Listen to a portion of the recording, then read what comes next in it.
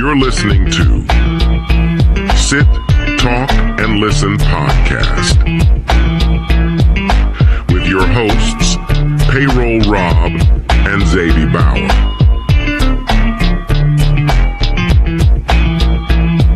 Hello. It is us. It's Payroll Rob. I'm with Zadie. And it is Monday, August 5th, 2024. And you're listening to Sit, Talk, and Listen. It's been a couple weeks since we've done an episode. July 22nd. July 22nd, for those who are keeping track. We had Brady in town, so we had Brady on the episodes then. I was out of town, so we didn't do one last week. Xavier was kind enough to look after the abode and the animals for us, so appreciate that, Xavier. Glad you were able to help us out there. Yeah, it was quite a little 10 days, I'm sure. A little learning experience maybe for everybody, for us and for you. Yeah, I learned that I never want to own a pig. Yeah, I don't recommend it to people. But the facts of the matter are we have one, so we're going to try to take care of that. Well, I guess we could divulge into that. I don't. Why is your take that as a pig owner, and what had led to these? It's pretty self-explanatory when you're around a pig. They're just, they don't want to be lovey-dovey like other pets might want to be. They just know that they want what they want, and so they're pretty demanding, and they're loud. They make a little bit of noise, a lot of noise. So I'm just saying. Were you a part of the decision to get the pig? I was not part of the decision to get the pig. Jamie decided on getting the pig because Adrian has dog allergies. So, and I'm sure that's ironic. Isn't it ironic? You end up getting a pig. Yeah, we got the pig because of dog allergies. And we find that, he's not as allergic to all dogs. He's got some dogs that don't really aggravate his allergies. So got a dog also now. But had the pig for about 2 years before getting a dog or something like that. Did you live here when you got it? The pig? No. We had just been dating for a few months when she got the pig. And she was talking about it, right as we were starting to get together. She was talking about she was considering it, and she looked into it. What were your thoughts then? What? What were your thoughts then? I said, okay. I mean, sure. If you looked into it and you want to get a pig, go for it. I'm not one to tell somebody not to do something. No, I mean, you are. Oh, well, you definitely are somebody to tell somebody not to do something. Only if I know reasons of why. In that case, I didn't have any reasons why. I didn't own a pig. I had no pig owning experience. I was like, hey, if you've looked into it and you want to get a pig, get a pig, And so now here I am, still taking care of the pig. I mean, we all take care of the pig. But it takes a village. It takes a village to raise a pig. That's for sure. So, yeah, just wanted to say thanks for watching the place while we were out of town, Florida area. We were there. It was nice. Saw what we needed to see. Got the sun and then made it back. Stopped in Atlanta on the way down and Chattanooga on the way back. Fun times. Yeah, no, it wasn't bad. It was a constant 10 days of me thinking about NCAA being lingering. I was like, oh my gosh, I cannot wait to play this game. What a game, dude. What a game. It lives up to the hype. Yeah. It's culturally relevant, so I feel like it's okay to talk about on the podcast. Yeah. NCAA has came out, I think, since the last time we recorded. Yeah. It's the first time since 2014 that they put it out. That due to the NIL name, image, and likeness of players being allowed now, which was the big fight why they stopped recording it anyways. Right. Sorry, I'm taking my headphones off. This delay was throwing me off here. A little peek behind the curtains. But yeah, so finally got to play that, and it's awesome. I mean, like the level. Seems like everybody's been, happy with how it turned out. I guess I haven't heard too many negative comments about the game or the gameplay or anything like that. Yeah, I mean, I'm sure if you go on Reddit long enough, which is just a cesspool of negativity and people that are miserable with their lives, It's a cesspool of negativity. and it's such a mental habit for me to get on Reddit, and every time I get about 45 seconds in, and I'm like, I hate this.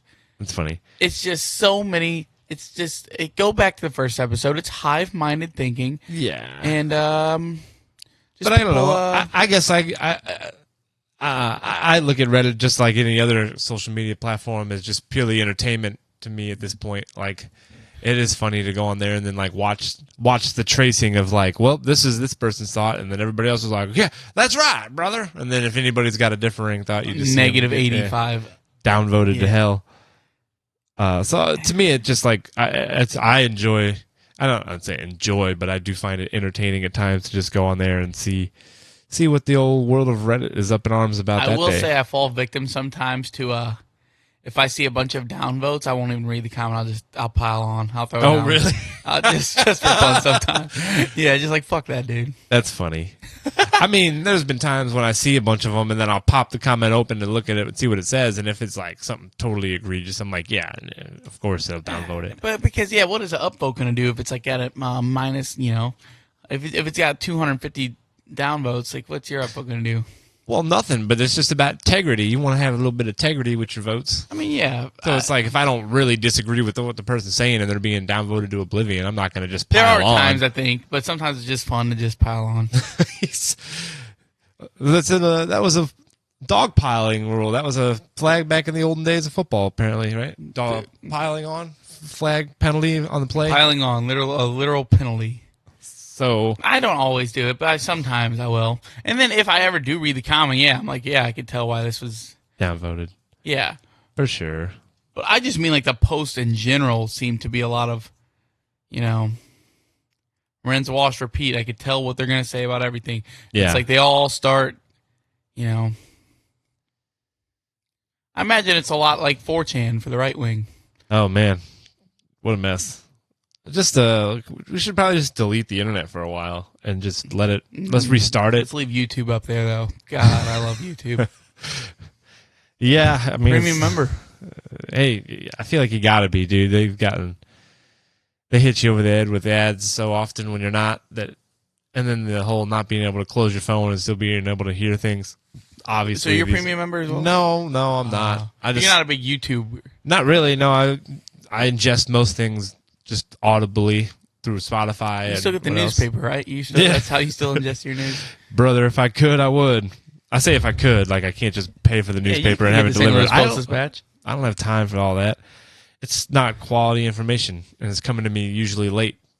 But there's something about having things in a condensed, concise place that's nice. But no, I like the Spotify's, and I can't justify spending $16.99 on both them, so it'd have to be one or the other. And I like listening to my different music and podcasts and the audio books on the Spotify. That I'd rather have that than the YouTube right now. I'm sure it could change here in the future. Now I'm mainly podcasts like all day in the car because you can listen to just such long formats. Like it could take you through.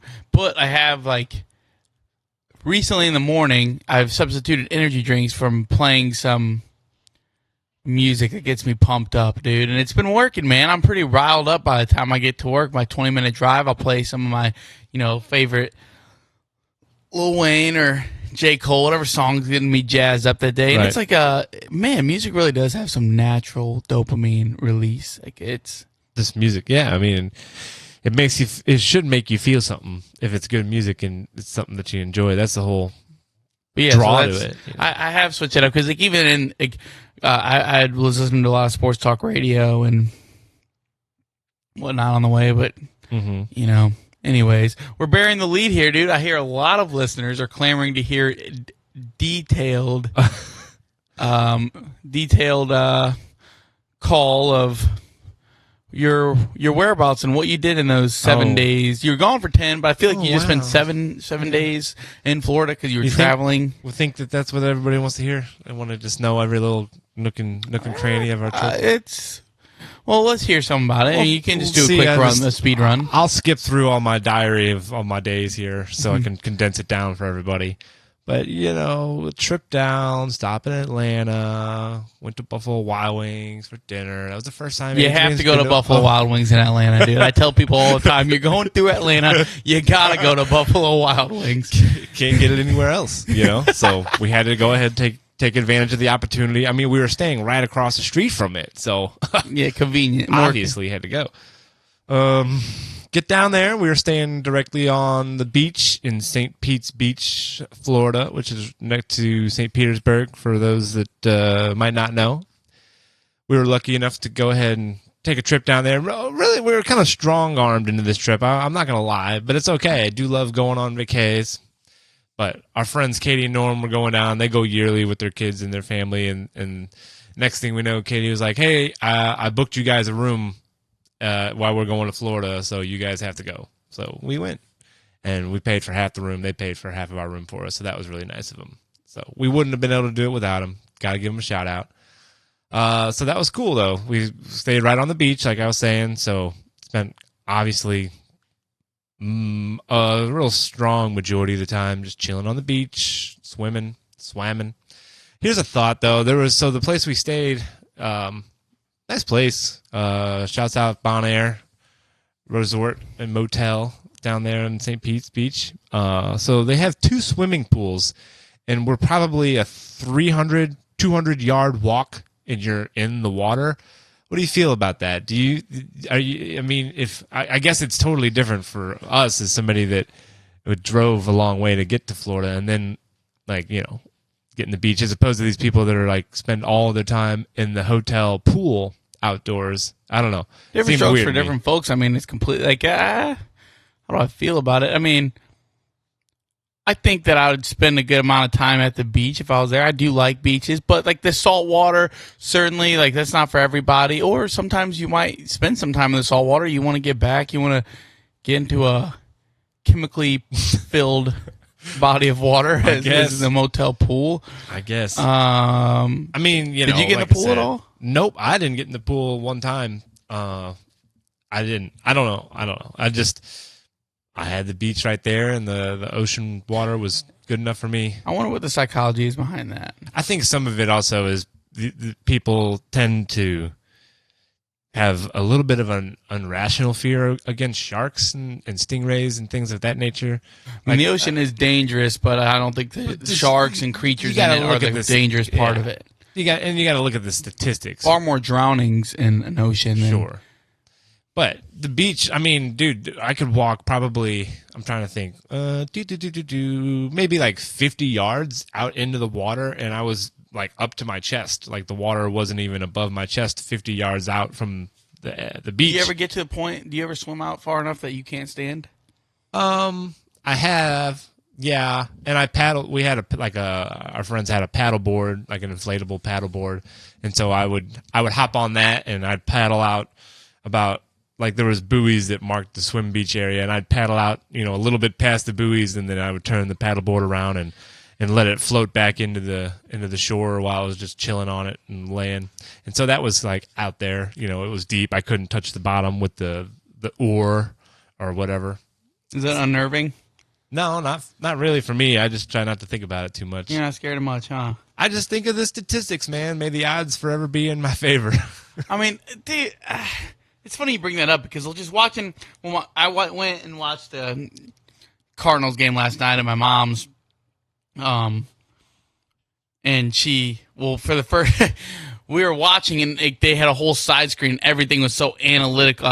Every single pitch showed you the percentages, and we were like, "What the hell is ESPN doing?" This and that. Turns out later in the game, at the 5th inning, we found out that she actually put on ESPN2, which was doing the analytics broadcast, which is kind of funny. Yeah. But that being said, there's times where it's that pitch had a 12% chance of being hit at this rate and all this stuff, but it's going to be it's a game of beating percentages. Right. It's going to happen all the time. So if you go through life saying that there's this small, that's only 8% chance this happens, 15% this happens, right, and that's your thought. Well, there's probably a 90% chance that you're going to encounter a 10% chance happening at some point.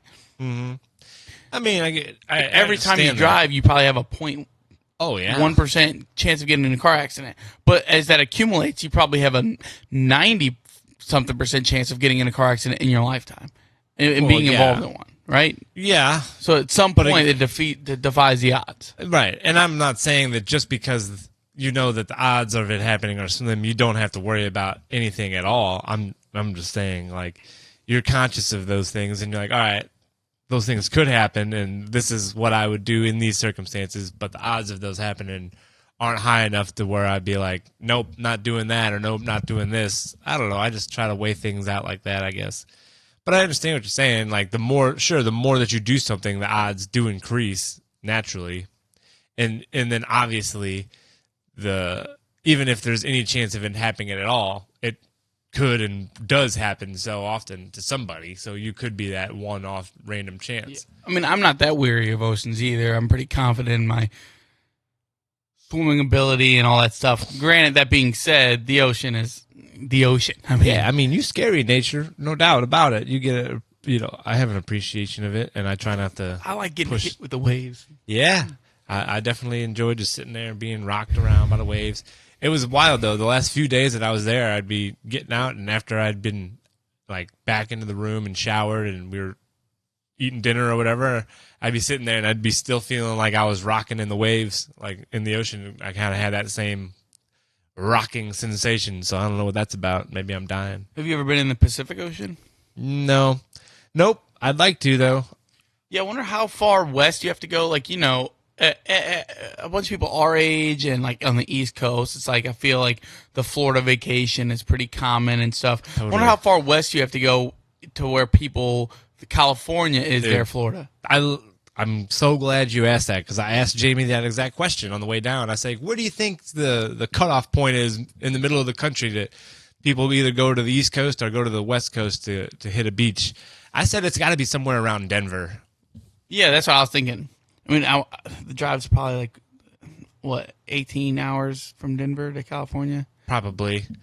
And about what it is. And if you're in Kansas or whatever, you're far off no matter what. So you can get to parts of Florida in like 10 hours. 12? From Kansas? No, from here. Oh, from here, yeah. Like 10. If you went to the like western tip, Pensacola or whatever, yeah, that's like the Panhandle, I guess. Now, I remember when I went to Miami, that was like a 24-hour drive. I mean, you can spend 6 hours just driving through Florida to get to that far south of Florida. So that's a rough drive. We kept track of any time we saw a license plate from a new state. So we saw, how many states did we get? We got 40.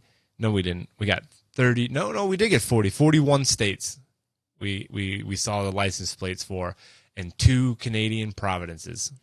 So I thought we did pretty good. This is a riveting podcast. Yeah, you like this section? Yeah. What states would you guess we didn't see the license plate for? Which states do I think that you did not see? One of the Dakotas. Correct. Both the Dakotas, I'll give you that. Both the Dakotas. Mm-hmm. Alaska, probably saw Alaska. Nope, did not. That's a good one. We didn't see it. But sometimes you're right, though. Sometimes you'll see a random Alaska, but nope, they didn't make the trek. Well, yeah, because there's military bases and stuff in Alaska, so a lot of times you'll see people traveling with them cars. Usually they're, back home from said military base. I feel like that's the majority of the time you see them. Washington? We saw a Washington plate. Washington? You like that? No, you can't be further from Washington if you're in... Yeah, I mean, total polar opposites of the country. That's Vermont. We did see a Vermont. We didn't see New Hampshire, and we didn't see we saw Maryland. We didn't see Rhode Island, and no Delaware. Missed those right in that little cluster there. Well, and I feel like a lot of people in the summertime in the Northeast, they'll just go to their beaches on the Atlantic coast. But obviously Florida's, the Northeast coast. Maybe it felt like there was a lot of people from the Northeast down in Florida. It seemed like every bar we were around, I heard somebody say, "Oh!" and they had a Yankees game on for some reason everywhere we were at.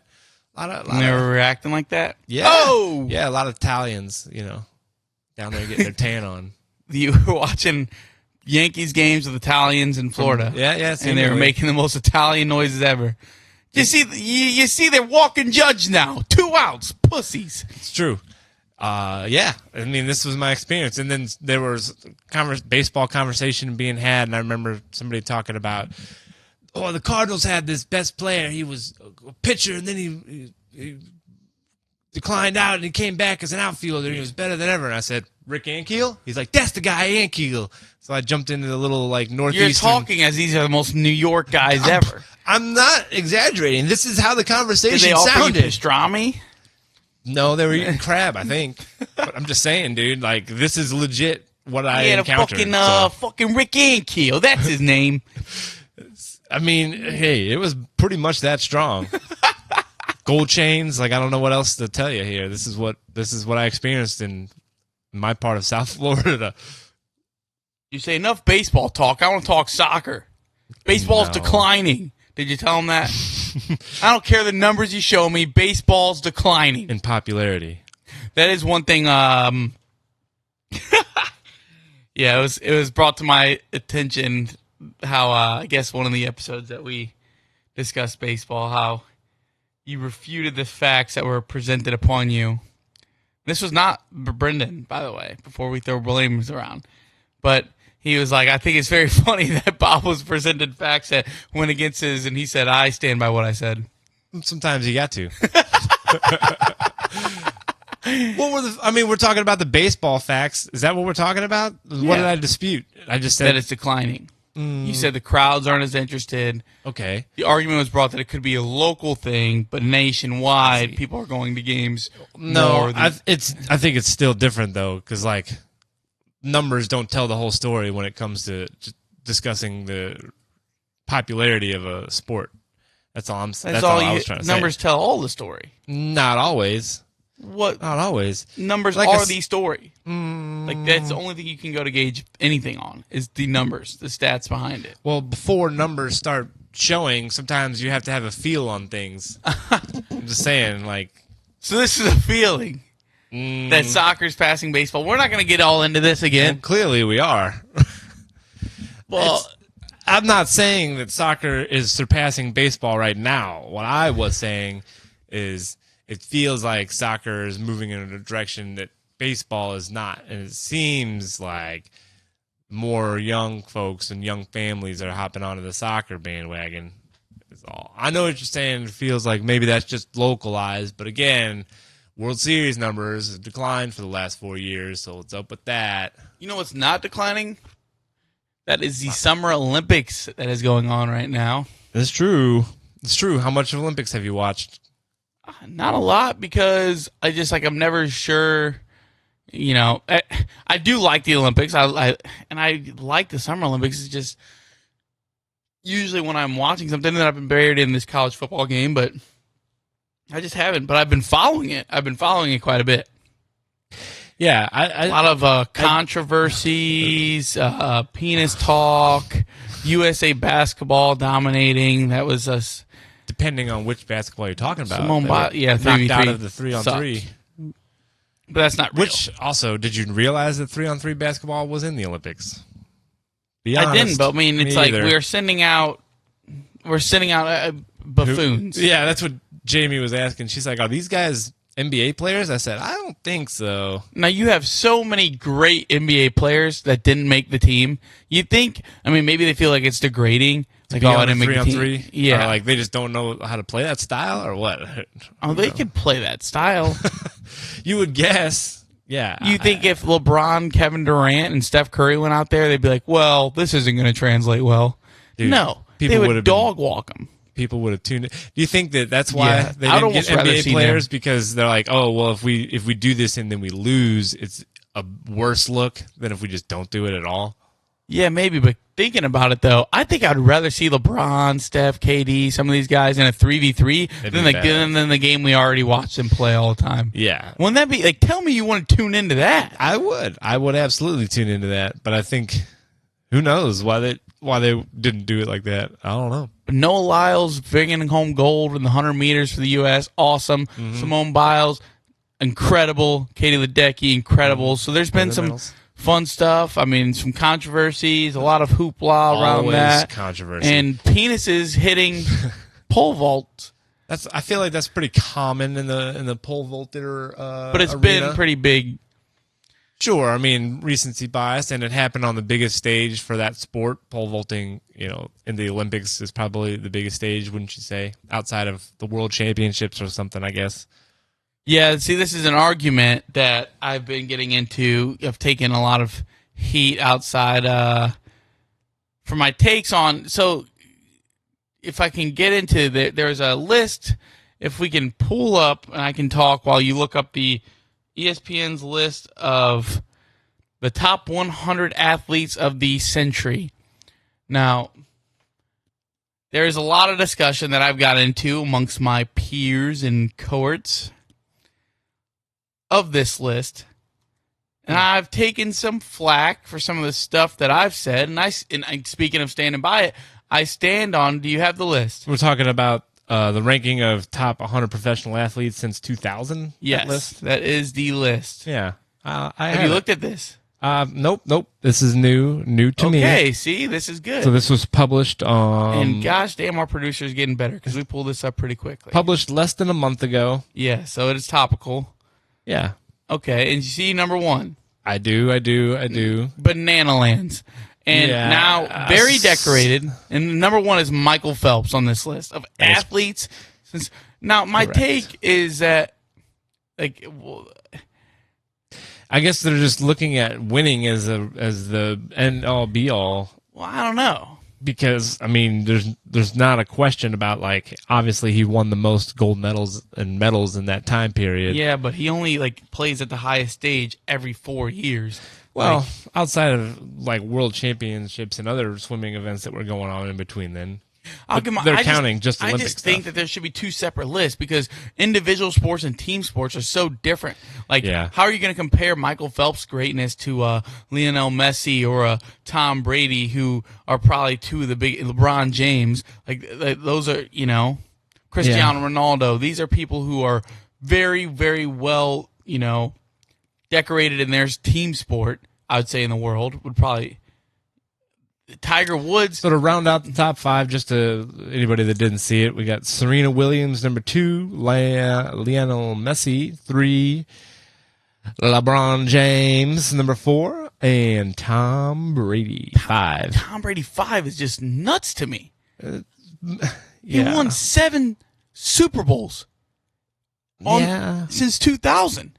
Yeah. And if Matt is listening, he's not going to like this. But you have to. He'd say he doesn't even belong in the top 100. But you're telling me that Tom Brady, number 5, almost all of these top 10 athletes are solo sport performers. There's only 2 of the 3 of the top 10. I mean, that's kind of a BS criteria. Well, the list says top athletes, not top. Okay, athletes yes, but it seemed like looking at that list that they were being dinged for playing a team sport. And there's a lot of WNBA players on there. And look, I went on here and stood up for the WNBA. And I still stand by that. I think it should be. But gosh, there is some overcorrection here because there's WNBA players I've never heard of. Aaron Rodgers is 92 on that list. Yeah. And there's WNBA players that 21 here. No one's. Diana Taurasi? Yeah. Sorry. And she's over Albert Pujols. You have to be kidding me. Yeah, and I mean, that's the thing about lists. It's Albert 24 on this list? Number 24, Albert Pujols. That's correct. See, I've spent a lot of time dissecting this list. And it's what are the criteria they're using to rank these people? It's bullshit. It is, and it's a little rank pandering. Individual athletes should be ranked separately from team sport athletes. And that's why they put the WNBA players in where they did, because they're like, ooh, we have a lot of money and time invested into the WNBA as ESPN. Let's see this list done by somebody not ESPN. Yeah, I mean, I'd like to just... Mickey Mouse ass list from a Mickey Mouse ass company. Literally. That's true. It's a Mickey Mouse ass company. Yeah. Gosh, I don't think mean, I've it's an had a interesting 180 list. on my take of a company. When I was a kid, gosh, one of my dreams was to be an ESPN anchor. Yeah. I can't stand anything about that company, dude. I watch for games that I have to. Cardinals Cubs last night. Nobody wanted to watch it on there. Mm-hmm. I hate that I have to watch Monday Night Football on ESPN. I don't like anything about them. How the mighty have fallen. Yeah, ESPN was ruled the world of sports for a while there. Yeah, I mean, it seems a little bizarre. Like I said, it seems like they were just being a little bit pandering and like we need to show equals, here and this and that. And I literally went on this podcast and name dropped Asia Wilson because I thought she should get some love. She's ahead of Aaron Rodgers. Are we kidding ourselves? A 4-time MVP, Super Bowl champion of. And if we're going by, just NFL is just popular in America. Well, where else is the WNBA popular? And again, the athlete, it just says top 100 professional athletes since 2000. So in what world? Like we need to know what's the criteria that's being used to rank. Like what are we saying is impressive athletes are the ones that can jump the highest, run the fastest, and throw the furthest, right? Like if I think the top professional athletes, it's usually the ones that perform. Well, I don't think it's most athletic. Ranking the top 100 professional athletes. Yes, but not ranking the top 100 most athletic athletes. Just you're considered an athlete if you play football, but so then Brady maybe some of that is not athletic by any means. So then, yeah, it definitely could just be that part of this list was purely based on the personalities of the athlete because they're just ranking them. Oh, ESPN as a top 100 playing favorites. I'm shocked. But how will this affect LeBron James' legacy? Well, did they have a follow-up article on that? Saying LeBron James, 4th on list of top 100 athletes. How will this affect his legacy? I mean, I'm sure part of this whole thing is to cause some controversy, get some more clicks. People pissed off talking about it like you and I, but on even, bigger platforms. And that's the key to everything right now, brothers. You got to do something to get somebody pissed off to draw attention to whatever it is you're trying to talk about. But that is going to sway back. Oh yeah, people are going to get tired of that, and like the model of that, it's like authenticity is going to start selling. Now, granted, that's why I started falling in love with the Pat McAfee show, which coincidentally got freaking bought out by the mouse himself, ESPN. But I've just recently started watching again, and he still says fuck and all that on ESPN, which I guess he's got ESPN's nuts in a vice because that's their last hope. They've hitched their wagon to Pat and Stephen A. Smith, and they're gonna, I guess, they definitely put a lot of their money into that McAfee bandwagon. It just fuck ESPN. Fuck Dan Jaster. Not title of the episode. No, can't do that. That's hilarious. Clip that off. But it also seems convenient. Like every Friday, there's always something that happens or shows up that ends up being the controversy of the weekend for the internet. It's like funny how that timing always works out. Like last Friday was the opening ceremonies, and everybody was up in roars because of France doing some, I don't know, artistic representation of things. You got me. But the internet was in an uproar all weekend. It seemed like everybody and their brother had thoughts and opinions about the matter. And then this past weekend, it was some boxer that everybody thought was a transvestite, but isn't a transvestite, a transgender. Sorry, I guess that's the proper terminology. Hey, look, I'm on team. What is this, the 1980s? Oh, brother. Rumble in the chairs. But anyway, it's just like, if we see the convenience factor of it all, it's always right when the weekend's about to happen and nobody's got nothing else going on that they need to incite anger online, and everybody just spends their whole weekend being angry. What a time. What a time.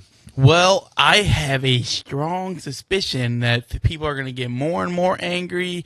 Come closer to November, we're going to start seeing more slanted controversies. There might be some very divisive by nature things come up. And that's just a guess, just a hunch. Yeah, it seems like you're taking a shot in the dark there, but I kind of want to. It seems just like every 4 years there's a lot of division. There's a lot of things that start coming up that aren't reported on as often, and yeah, it's a mess. It's a mess. I was telling you right before we started, I'm tired of getting all these political text messages sent to my phone, and you're like, I don't get them. I said, what? Nice world you get to live in where you don't get bombarded. They know. I've never once signed up for any political email list or whatever, but I get all these text messages from conservative candidates saying, it's because of the sign in your front yard. I think they're taking inventory. Public census. They're like, hey. Sure. Who knows, man? Bob is championing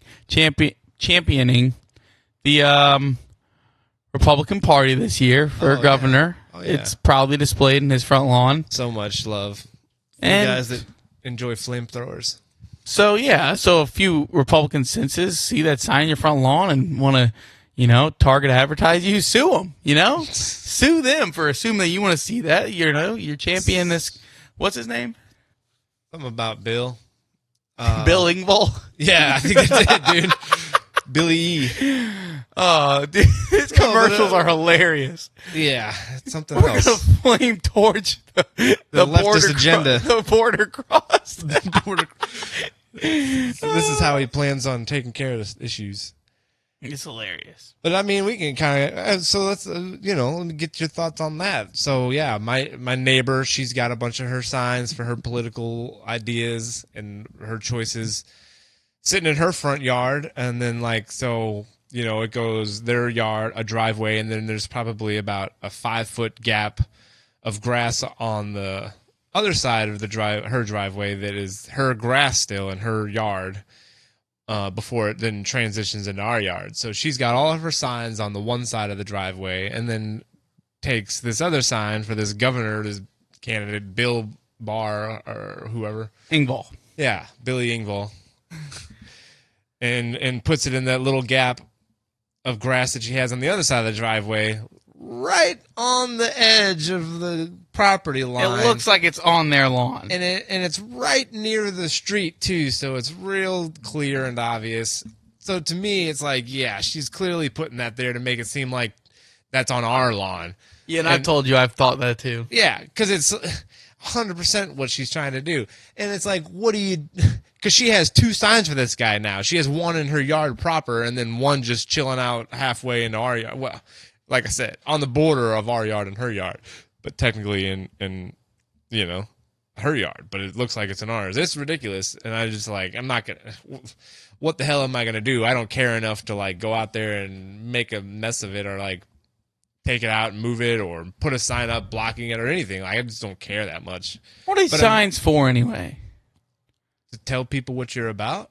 I mean, to garner support, I guess. That's all it is, campaigning, man. They say put the sign in the yard to let everybody know that you're with us, and then it'll be like, oh, I live around all these people that are for that candidate. I should vote for that candidate. I guess. I don't know. I don't run political campaigns. It's bizarre. It's yard signs and things is old school when it comes to campaigning. Now they just data mine your stuff and send you text messages like I get. Well, no, there's still plenty of signs, let me tell you. Oh, yeah. Signs everywhere, signs. Oh, my gosh, dude. I just don't understand. Are you trying to, is there anybody that's, undecided voter and they drive and they just keep seeing me? You know what? There's obviously some sort of psychological, process behind it or whatever, because they wouldn't do it if it wasn't effective. I think there has something to do with somebody goes to vote, and if they're quote unquote undecided, they'll say, well, I saw this person's name the most, maybe subconsciously, it might pop into their mind, well, I've seen this name. I don't know what I'm voting for. Attorney General? Sure, I don't know, but I've seen this name around. I could see that for aldermen and stuff, but the presidential one, which is the most common, it's when you say, Most common in the sense of it's just the most talked about, but like her signs are, for governor and state senators and things like that. Because that's the election. I think it's coming up tomorrow, August 6th. Oh yeah, I knew about that. Yeah.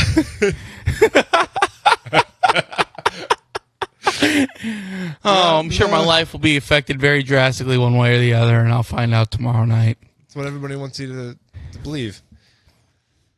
Yeah, so that's happening tomorrow. Jamie's dad told me today, he's like, go out and vote, guys. 75-year-old. I have a feeling he doesn't want you to vote. You're not going to vote for who he wants you to. Yeah. Yeah. But he says, just go out and vote. He's like, they're trying to ruin our country. I said, there. He's like, those people. That's always how he talks. What's it?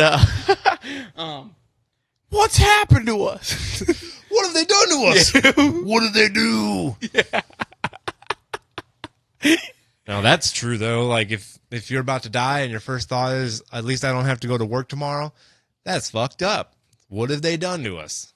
Yeah, and I did see a tweet that was circulating that I have this thought all the time, and I'm sure most people do. You work 8 hours a day. Well, you have to get up an hour before work, at least, to get ready and do all that. Then you get to work. You work 8 hours on average. Mm-hmm. So there's 9 hours. Then maybe you have errands afterwards, and then you got to do all that. Maybe you have about 3 hours of free time a day if you're trying to get the good amount of sleep. It's true. And, I mean, that's just bananas, dude. Well, that's it's been kind of what it is. It is. Well, that line of thinking is why it is the way it is. I mean, that's not how the corporations look at it. They're like, if you sleep for 8 hours and you work for 8 hours, you still got 8 hours to do something else. That's 16 hours you should be awake. Yeah, if you. That's crazy. They don't count that hour you spend getting ready for work, or the hour it takes you to get back from work, or the other time that you have to spend answering emails, or those days that you work 10 hours. None of that's accounted for. So, yeah, it usually ends up being about 5 to 3 hours of time that you can dedicate for whatever you want. Off. And then you get the whole weekends, allegedly, right, just to catch up on the stuff that you didn't get to do all week. So we've broken that down now. Yeah. So how bleak that is. Depressing times we live in, brother. Yeah. Yeah. They said on average, hunter-gatherers would work about 3 hours a day back in the hunter-gatherer stages of human life. And what do you know? What do you think they did those rest of the hours? Slept, booked, played around, gossiped. Just playing around and fucking two separate. Yeah. You see a little They fuck for business, not pleasure. Mostly. Not as much procrastination going on probably in those days. Golly, they were just killing time with it. They were like, well, we're going to play around. And then they got a little razzed up, and then they said, all right, time to just bone it out. And then they're going to go, they could probably eat meat once a week when they had a good hunt. Outside of that, it was just whatever the gatherers. Berries. Berries and cream. Not cream. I just wanted to say that. But, we've decided to live a different lifestyle these days. We got a lot more comforts, and we pay for them with our time. I don't know, man. I don't know if we do have more comforts. What do you mean? We have air conditioning. We have running water. We can get clean water any second. Yeah, I mean, we don't have in that way. comforts. But are you comfortable when you're there? Are you stressing about, gosh, how am I gonna, Is it just because you're in a more comfortable condition doesn't mean that some of these stresses that the rest of this life has caused, that maybe you're not enjoying the comforts that you have because you are so stressed and anxious about the next business venture. I should be doing this. I should be making this much. I should be getting this promotion. I should be doing this. So you could be, sitting up in a lazy boy in AC, but a lot of times, I don't think that there's a direct correlation to happiness. Now, this is just a surface of something that it's way too deep for anything that we're going to do today, but I don't think that these... We'll come back to it next time. No. I mean, I could definitely dive deeper now without research. I just don't think that's the vibe right now.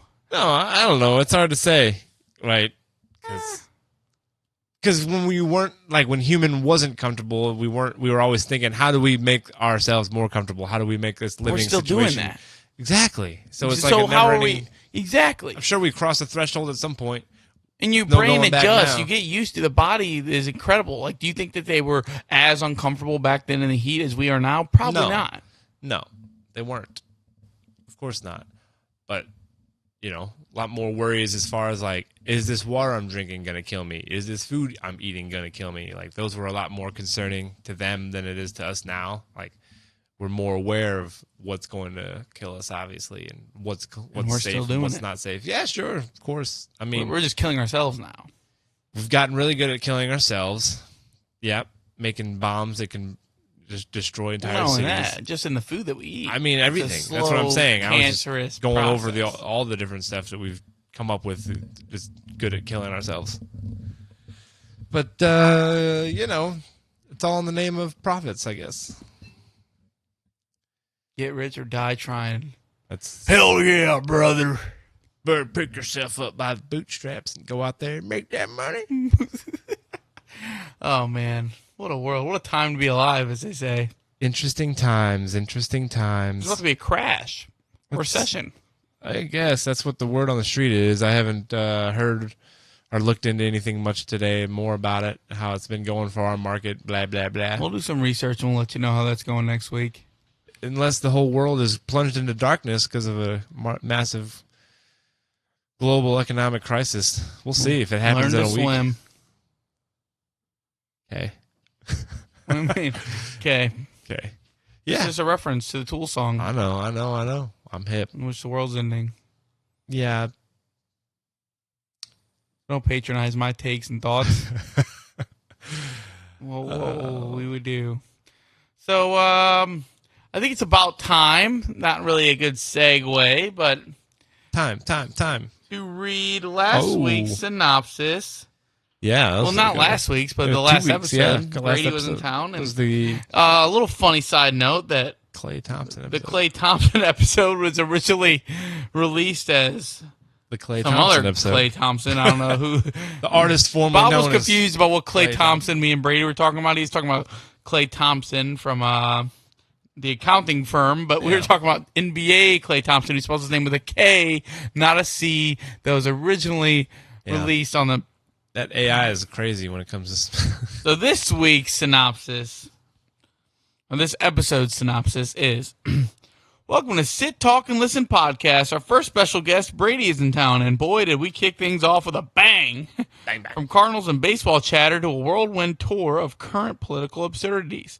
Is Clay Thompson the new Joe Biden? Let's ponder over that while CrowdStrike software update wreaks havoc globally. What the hell? Did we talk about CrowdStrike software? Yeah, that was that cybersecurity thing that was plunging airlines and a bunch of other stuff into not being able to work for that whole day we were together that day. That was what was big in the news on that time. Are tech pros overdue for an ego deflation? Why are people roasted for changing their minds? What's up, actors interviewing, and what's up with actors interviewing in as one of their characters? We touched about... think something got lost in translation. Kevin Spacey was apologizing as yes, but it just says, what's up, actors interviewing in as one of their characters? Well, that's AI for you. Ever wondered about French drains or why Chihuahuas are the spawn of canine chaos? And why it is okay to diss cats, but a cardinal sin to dislike dogs? We dig deep into pet preferences. And Who French knew they drains, could I reveal guess. so much about your Hoosier status? Buckle up for reminiscing about schoolyard football glory. Debates on which job has the least attractive folks. Sorry, sewage workers. What the?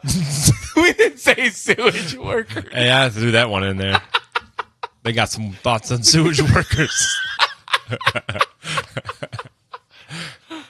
Shit. Bronny James, anyone? Oh, and the genetics of athletes' kids. Bronny James, anyone? We dissect her AI generated summary. I like that. Yeah, it's a feedback loop of that. We dissect our AI generated summary. Settle the score between Ellen and Pam. Eileen. Ellen and Pam. Yeah. Elaine. Yeah, that too. Did we talk about that on the pod? Yeah. 100%. I know we talked a lot about it afterwards. Oh, I swear we talked about it on the Sode. Brady, call in. Yeah. And discuss the plight of the self-awareness challenged. From Klay Thompson's enigmatic aura to random celebrity sightings and the inevitable Walmart encounters, this podcast has it all. Boy, do we. Plus predictions on rappers' longevity. I think we talked about some of the old school rappers have longer, better job of mainstaying, and these modern ones, like, people don't even go to their shows currently, so, like, how are they going to maintain a long career? Yeah, I guess that's one way to look at the conversation. I don't know. AI popped it out. Join us for laughs, rants, and the odd existential crisis. It's the Brady and Friends podcast. Sit, talk, and listen podcast where chaos reigns and no topic is off limits. That's funny. Next, that's what happens when you don't proofread. Yeah, so. But that's what makes it interesting. Is you just let the thing do its thing, and then you go with it. It's fun. It has become a fun segment. Sometimes, it's brought back the boom a little bit. Boom boom. We're eventually just going to drift into making this a pure segmented podcast, segment by segment. We will buckle it up. We will have our research done prior to the episodes that we record instead of post record. Yeah, that's the plan. Game show questions, trivia contests. Yeah, we're gonna have that all next week's episode. We will have a script. We'll have at least, I think, 7, 8 segments. Yeah, how many guests do we book? I think right now 3, but a couple in the loop. So 3 to 5 next week. We're waiting for some peoples to get back to us. We will have call-ins and hopefully video up by next week. Oh, man. We got a lot of stuff coming down the pipeline, apparently. Lots of change. We're going through changes. Should that be our way of advertising? We should start marketing our podcast through lawn signs. Yeah, there you go. Clearly it's effective. So we can get 2 for your yard, put it right here, and then on your other neighbor, because you can't really. Totally. It'd be like 2 sides for that. We'll just get to sit talk. Yeah. And dude, that'd be awesome. How much do you think it is to get a bunch of yard signs made? I don't know. We could probably ask any of our local politicians. They could tell us exactly how much it costs. We should do that. A little grassroots effort. Get to sit, talk, and listen word out to I'll the take people. them out on my route, get it out in Festus. Just pop it in people's yards. Just bring 100 of them bad boys, and every time I deliver something, just pop. Blah. And then we need something like little bumper stickers so that people driving around know that they're listeners. Think about the other local shows in the market. It's all right, burping into the mic and things. Yikes. Yeah, get it. Maybe one that says weirdo or something. Yeah, that seems original and creative. Yeah, I actually saw one of those, and I haven't seen those in a long time. Mm-hmm. But, yeah. So, I don't know if I've... I didn't have a ton... there was nothing else really exciting that happened in Florida besides the stuff that I already went over. And I asked you about the pools and swimming in pools when you got an ocean that's a couple 100 yards away from you. It doesn't bother me. It doesn't bother me either, but I was just like, I didn't drive 1,000 miles to swim in a pool. People drive thousands of miles to see eclipse for 2 minutes. That's a little... It's the rarity of it. It's a little back reference. It's the rarity. Well. The time's up. It's like, what? There it is. Yeah. That's true. I'll die on that take. Hey, it's okay. That's what we're here for. You put your stake in the ground. You say, "This is my stake, and that's my take," and you stay with it. So, are we gonna, I guess, call it quits? A little short epi today. Oh, I wouldn't call it that short. Shorter than some of the others, but yeah. I'm trying to go through. We had a lot. Last one was 2 hours, so we have to get the mean back down a little bit. A lot of people had to digest that last one in bits. Yeah, I was just trying to go over in my mind all the different. If there was anything else that had crossed my mind that I wanted to bring up on the podcast. So just give me 1 second. I'm gonna look here at my notes. If any of the listeners text me things they want to hear talked about, like that'd be great. Until we can get to a live format where people can chime in as a show, I would love some crowd participation and give us your kind of thoughts or takes or something that you guys want to see us dive into, and just some things that we can get out and get some conversation rolling, or some, whether it be, dark, light, comedic, anything. Just anything you. What do people want to hear about? Spins the wheels. So, you have some notes here? No, I don't know. There was nothing that I had jotted down. I thought maybe I had a few notes. Usually, as things. Usually, we're very prepared. I tell you. So, it's a surprise. We're less prepared. But normally, if there's something that crosses my mind as I'm out and about every day, I'll jot it down and I'll say, "Ooh, make sure to bring that one up and have a discussion about that one." That's a cock. When's the last time you were at an amusement park? I heard him talking about amusement parks. Amusement park? Amusement park. When's the last amusement park you were at? 2 years ago. Just Six Flags? Uh-huh. I haven't been to Six Flags in over probably 6 years. Yeah, I went with Brendan, his 18 kids, and Miranda. The gang. And, yeah, it was fun, dude. I did learn, though, like that, because I hadn't gone probably a couple years. Yeah. The last time I went before that was 2019, to Six Flags at least. Mm-hmm. And something happened between 2019 and 2022 where I got off the boss and felt like I just lined up in the hole with Ray Lewis. And just, dude, you're not the only one that I've heard say that. I've heard multiple people say that anytime they've gone to Six Flags in the last handful of years and they've gotten on the boss, that it's just physically it takes a toll on their body. Dude, yeah. I don't remember doing that back in the day, but I was younger. But yeah, that's what I'm saying. I don't know if the rides change at all, but my body certainly has. Like, it's like anything else. Like, I can't recover from drinking as much anymore. I can't even recover from volleyball as much anymore. But I do know that I love the boss, always have. But by gosh, man, that I got off, and that was 2 years ago. Yeah, yeah. And I just felt destroyed. Man, makes me. I mean, I'd probably have to try it if I end up at Six Flags again. I'd get on it again. Recently, I'd probably have to go on it just to see how it made me feel. Mr. Free's still smooth and it's still fun, dude. And that's the thing I love. Steel coasters are cool for that.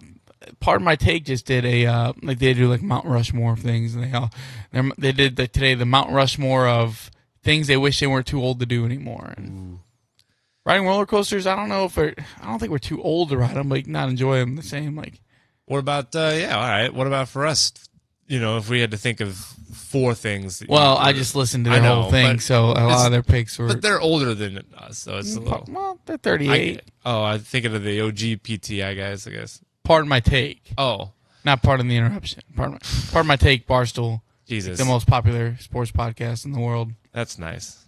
I'm just letting you. No, I know. I'm just saying, like, it's maybe don't have a name that sounds just like another real famous sports talk show. Well, that was on purpose. It's satirical. Well, now I can't think of the difference between the two.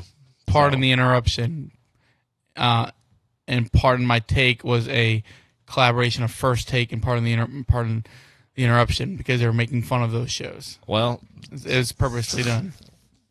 Now I can't distinguish them, so stupid. I guarantee you more people are familiar with Pardon My Take than Pardon the Interruption. Whatever you got to tell yourself. I mean, we can. I don't know. But anyways, they're Mount Rushmore of things. I think the number one pick I didn't agree with, because it's not something that even sounded fun to me back then as a youth, but it was too old to go to 3-day music festival. Oh, yeah. Like I said, I don't know if I ever told this. I know you know the story, but I don't know if it's been shared on the podcast quite yet. But when Grant and I ended up at the Dave Matthews concert, it wasn't even at the show. We just showed up to the camping site of that night because Grant's trying to get with the girl. Lindsay. That girl. Yeah. So we just drive from Bloomington, Indiana to Indianapolis, where the Dave Matthews crowd's all hanging out and camping overnight, and got no plans for nothing. So we just stayed there all night, and he's all hammered. I wasn't really drinking that night, and so I ended up just like trying to sleep in a lawn chair as the sun's rising, and everybody around me is just falling out. I'm like, this is miserable. Like, why is this fun for people? No way. I could do. Like one day I could go to a show, do a bunch of mushrooms, and then be ready to just go to sleep that night and sleep the next day. Don't make it last. That's just, all day concert. It could be one day of a festival, but I'm not going for multiple days. I'm not sleeping in some tent, getting all muddy and dealing with these drunk and messed up people walking around late at night trying to get into random people's tents, trying to steal stuff sometimes. It's just too much of a mess for me. Definitely didn't sound fun when I was young, and it doesn't sound fun at all nowadays. So I would agree, definitely too old for that action, but I also agree, I don't think I was very interested in that action at any point. So what else? What else did they say? Oh, I'm trying to remember. Probably too old to bring your baseball glove to a game. No, but it's so funny you said that, because on today's episode they interviewed Jim Harbaugh, and he's like, I guess famously, a big guy, like a big souvenir catcher. And they asked him today, separately from this whole thing, they're like, you still bring your glove to the game? He's like, of course. He said, it dramatically increases your chance of catching a home run or foul ball. So it's so funny that was not one of the things they drafted, but they literally talked about that on the episode today. Yeah. But sleeping in, they said, Oh, yeah, there's a threshold for sure these days. Like, I used to obviously be able to staying up later, sleeping. But sometimes there's nights where I'm coming home from a gig, I'm not getting in bed till 2 o'clock or 3 o'clock. So those days I'm sleeping in what other people would consider sleeping in, but it's still like 7 hours of sleep or 8 hours of sleep. Somebody took having sleepovers with the boys, and they're like sober. They're like, you can sometimes you might get drunk now and crash at your friend's house, but they're like, it's not planned just out. Just the old, like, getting together. We're gonna play video games, order pizza, make too much noise. Dad's gonna come down and yell. They're like, it sucks that we're past the age, because they're like, how cool would it be to just have a sober sleepover with the boys, like pull an all-nighter? It's just stigmatized then. I mean, you have boys' nights, you have them over for poker or whatever. Like, that's cool, I guess. That's what people do. So, like, what if we just tweaked it a little bit? Say, I'm going to have the boys over for some B's and G's. Biscuits and gravy? Yeah, dude. Biscuits and gravy in the morning, because we're having that sleepover. I think parts of sleepovers, too, growing up would always be like the hype of we're going to stay up all night, and then rarely. Inevitably. I don't think it ever really happened. Well, because by the time 3 o'clock came around, everybody was either asleep or you were just so bored of doing the same thing. You were limited on things you could do by 3 o'clock in the morning. So you're like, nowadays, that wouldn't be the case. No, what do you mean? I mean, you could just play, like, dude, the amount of video games and stuff. Yeah, but I guess it was still the case back then. I mean, you never were. No, I could play about a half an hour worth of video games, and then I'm done for at least a while. So your sleepovers were different. Yeah, we would just wrestle. See how long we can keep somebody pinned down. No homo. Well. Shoulders to the ground. What was I going to say? Yeah, laser tag. Laser tag was on that. I never was a big laser tag player. Why do they think that they're too old for laser tag? I don't understand that. I've laser tagged in the last couple of years with Adrian. It's different now. Huh? Not the same. What do you mean? It's not the same. I mean, technically, you're not too old to do anything. I know that one of them was not getting hangovers after drinking, which definitely hangovers are way worse the older you get. Yeah. Definitely. So that was a good pick. Yeah. That was up there. Last week's Mount Rushmore, they did favorite childhood snacks, which I thought was a good one.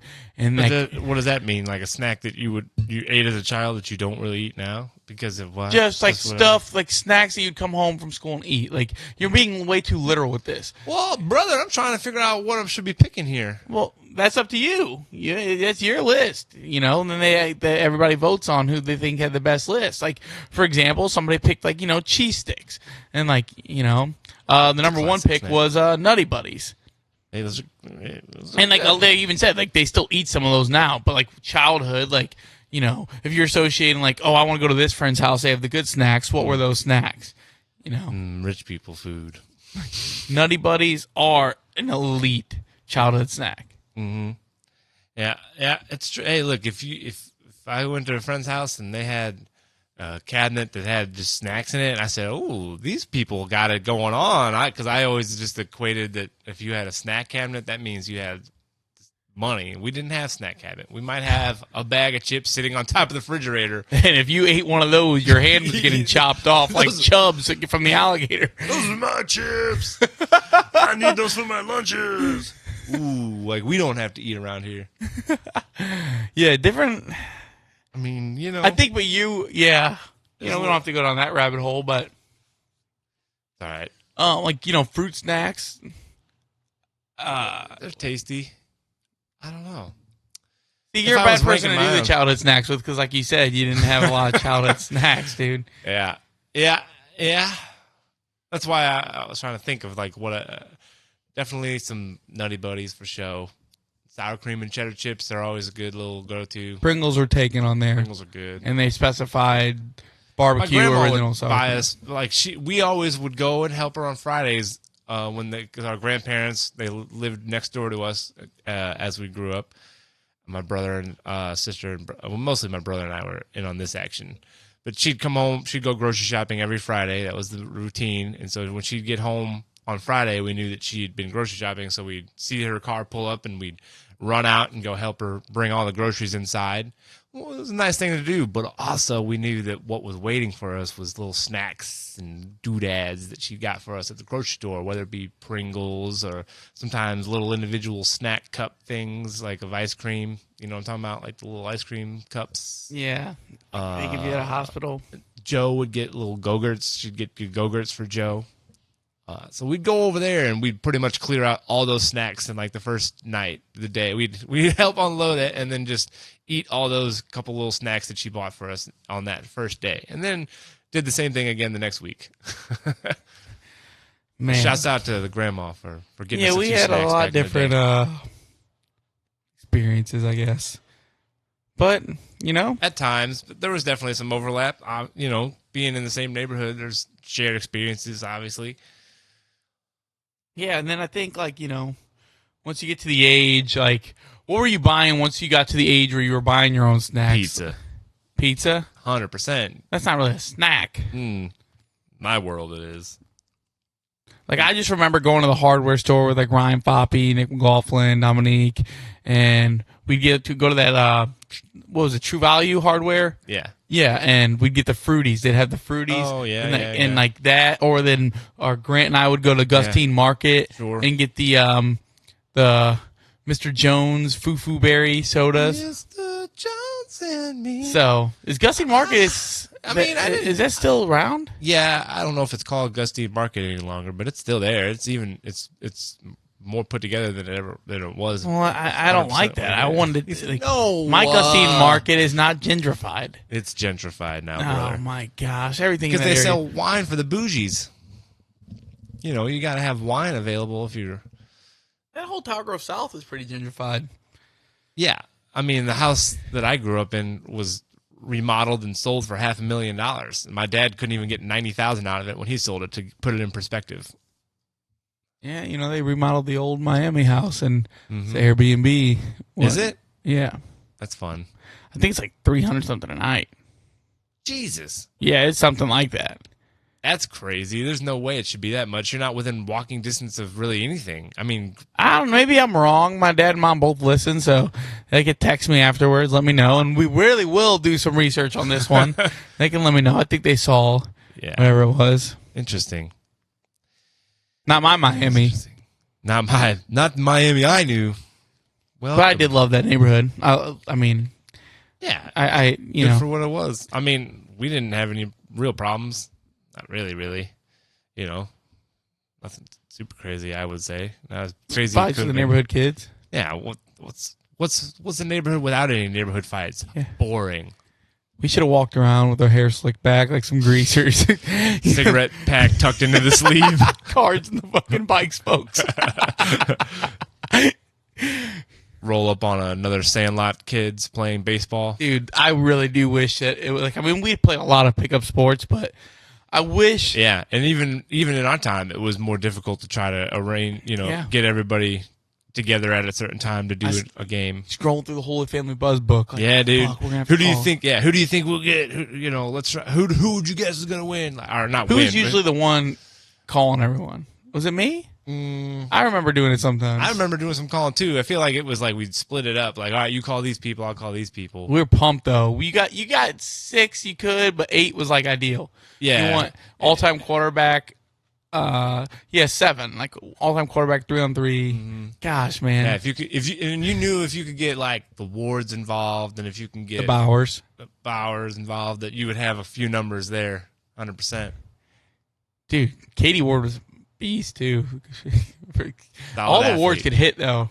Yeah. Ryan, Justin, Kyle, Katie, and then you had Bowers. You had Doug and Danny. Yeah. And obviously, Some strong-nosed folks from that neighborhood, I'd say. fun times, man. I'm not probably good listening for podcasts for these people who would not share our experiences, but it is fun. You can really get trapped going down memory lane, Memories. It's true. But I have not ate since breakfast this morning, so full disclosure, I might be leaning towards wrapping up the episode so I can. So before Xavier passes out on us due to hunger, I did scarf down a little Toonie Tune for. Ooh, Toonie Tune. There's a childhood snack for you. Is it? We didn't eat no tuna in my household. We didn't eat any fish either. You had separate dinners from your parents, correct? Not always. That's just so funny to Sometimes.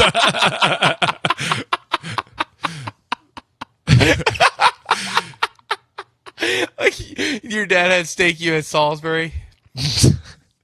Sometimes, but That's dude, funny. anytime. Listen, I don't want to. No, he's not. Okay. He's not interested in what we got to say. Yeah, clearly. Yeah. If you were, like, did he ever have emos and you had like Tostitos? No, that usually didn't happen. It was Usually. It was more like later on, like. He'd be like, "Oh, I thought you were going to be gone tonight. I got myself Taco Bell. I didn't get you anything. Good luck." But I remember there were times where like they'd cook something and you guys had like PB&J. I don't recall. Well, that might just be because we were whining and complaining about what they were making. Oh, okay. Because they were, both my parents were not good cooks. I'll tell you this. Call them Really? out. Yeah, brother. If they did get steak, you'd be chewing on one bite for like, no joke, 5 minutes before it was like soft enough to try to swallow. And it's like, is this what steak is? I thought that I didn't like steak for a long time because that's what I thought steak was about. I said, why do people eat this if you got to chew it for so long? This is terrible. Your parents, I would assume that your dad could cook a little bit. Yes, very little bit. Like brown some beef and make some pasta kind of a little bit. Wow. No, I wouldn't say. I mean, I guess I never thought about that. There's probably a lot of kids out there who grew up in a household where maybe not a lot. You think that's common? Where the parents, both parents don't cook?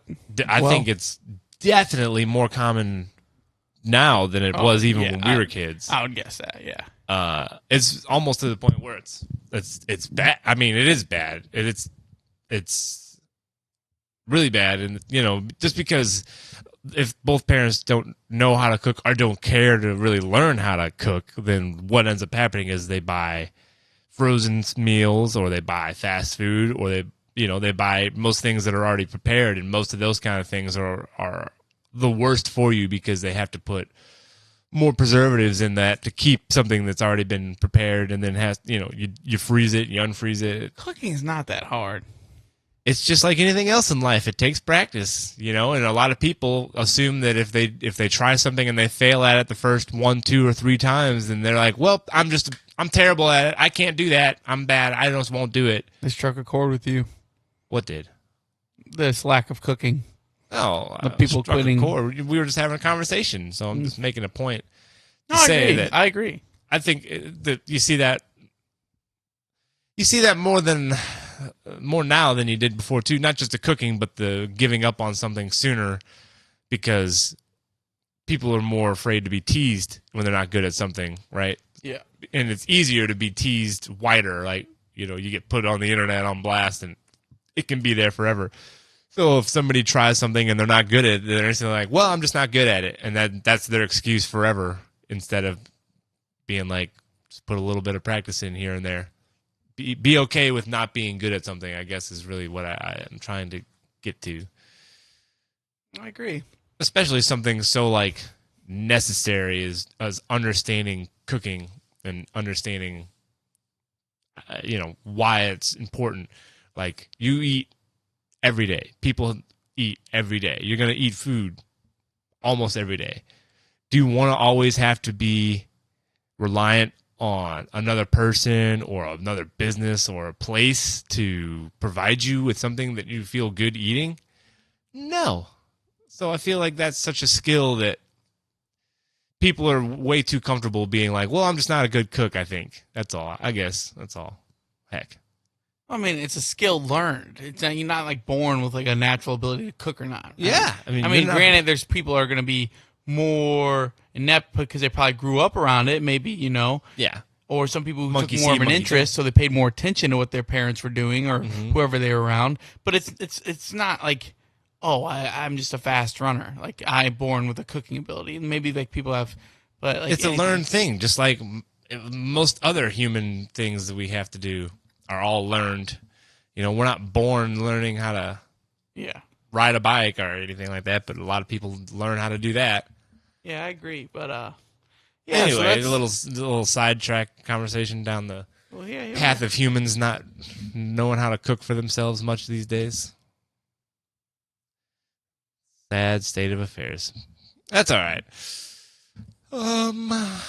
I felt like there was. I just keep missing. Like, there is a thought that keeps popping into my mind, and then keeps escaping my mind, and then keeps popping back in, keeps escaping. So it must not be that important. So I'll have to write it down, and next time it pops into my mind, and then we'll do the research, and we'll have it for next time. Yeah, like we always do. Like we always do. So until next week, we're out.